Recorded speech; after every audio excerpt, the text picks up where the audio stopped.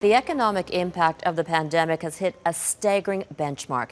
Canada's economy suffered its biggest drop on record.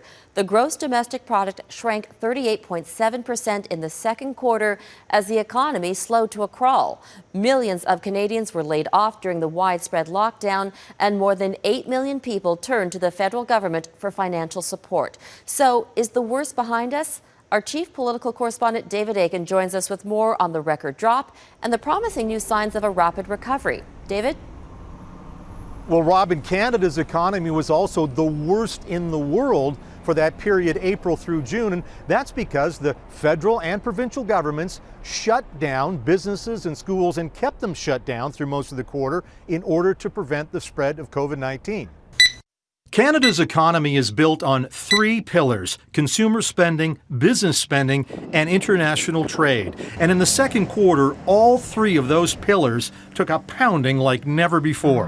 Household spending plunged 13%. With shops and restaurants shut down, consumers did not have many places to spend their money. Business investment dropped 16.2%. StatsCan chalked that up to limited construction activity, plant closures, low oil prices, and overall uncertainty.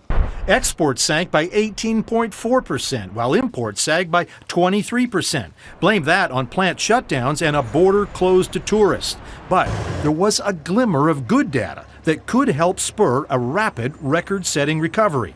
The amount of disposable income consumers had actually rose 10.8% in the quarter. That's a result of massive government support programs like the CERB that appears to have offset job losses. But that came with a cost. The federal government said Friday that the deficit skyrocketed in the quarter to $120 billion versus just $85 million for the same period last year. In any event, that means there's a lot of pent-up consumer buying power ready to help rapidly reinflate the economy. And indeed, that is just what is happening. Canada's GDP is on a pace already to set a record for a jump in GDP in the current quarter. And this time, Canada's economy is outperforming the United States and most of its peers. And that's because Canada is doing a better job than most others in keeping COVID-19 under control. Robin?